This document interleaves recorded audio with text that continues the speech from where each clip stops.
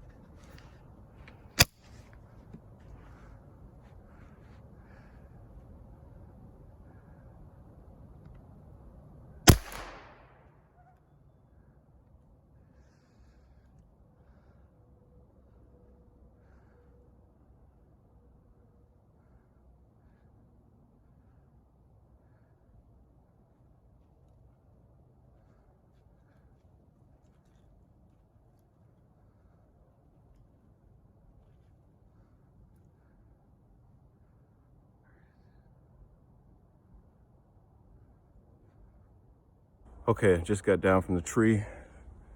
Got my climber on my back. I just called my buddy Dave, so he's gonna come out and help me track it. So I'm gonna wait here for a few minutes until he gets here. And I guess that's good because he can help me video too. So just sit tight. So Dave is coming. And Lex. Here, Lex. All right, so Dave, my buddy's out. He's with me, and he's gonna help me track this thing. Puppy, come on, Lex, let's go. Come on. Okay. Okay, you lead the way. I'll follow you. All right, this way.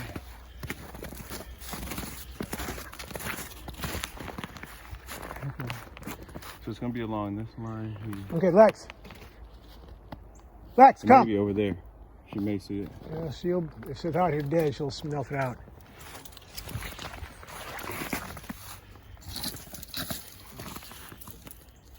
Not here. All right, let's go around this way.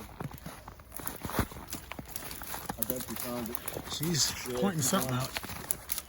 I bet you found it. Yeah, there it is. Good girl, man. Wow. Look at deer. Crap. Dude, if I was out here and I saw that, I would have to do a triple take to see if it was someone's dog. No. That thing is big. No. Good girl. Good girl, Lex.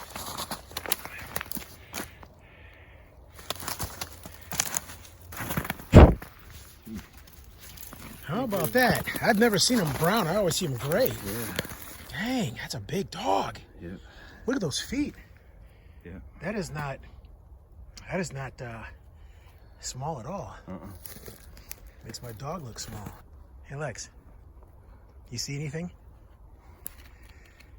Wow, seriously white teeth. Dang. That is a big one. You lead.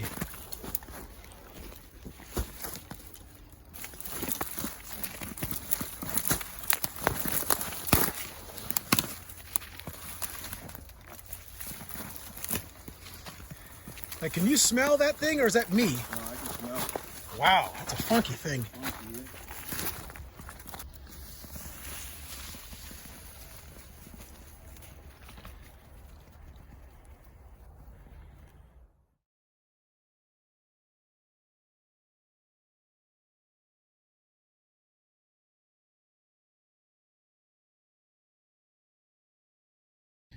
Okay, this is my setup. I have a Marlin 795 LR, and I really love this gun. It has the micro grooving, which makes it extremely accurate. Just so surprised how accurate it was right out of the box. I have it outfitted with a Tasco 3-9 by 32 scope. I have it on rings that are see-through, so that if I get a squirrel or something up close, you know, within 5 yards or so, I don't have to use the scope. I can just move my sight picture back, look down the rings, use the iron sights that are there, and that works really well. And I have my phone set up. I just have a regular mount for the phone. You've seen these, you can see these everywhere. But I just mounted it right to the front of the scope.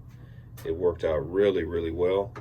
And I was concerned about recoil, but you know, this is a 22, it didn't have a lot of recoil, and that phone was solid the entire time. So it did, you know, a decent job of capturing some footage. Not professional level by any means, but it worked for me.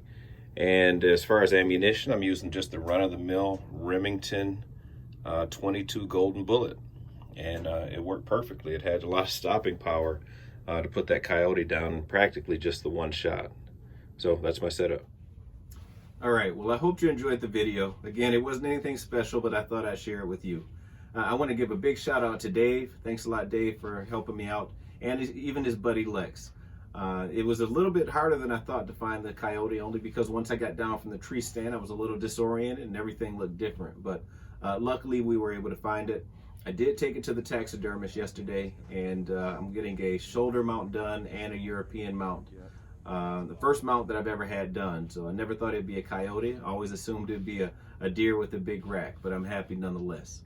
If you have any questions about this video, about the hunt, about the gun setup that I'm using, about the coyote itself, please feel free to leave them in the comments. I'd love to interact with you that way and answer your questions. So I'm going to end it right here. I so look forward to seeing you again right here on North of Detroit Outdoors.